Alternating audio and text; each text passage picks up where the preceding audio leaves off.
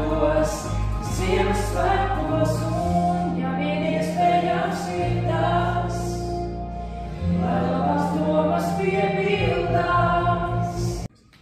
Čau visiem, es esmu Nikolais un Renāte, un mēs jūs visus ielūdzam 9. decembrī uz nāks līdzās Ziemassvētkos Ogres kultūras centrā. Ziemassvētku koncerts. Tiekamies visi 9. decembrī.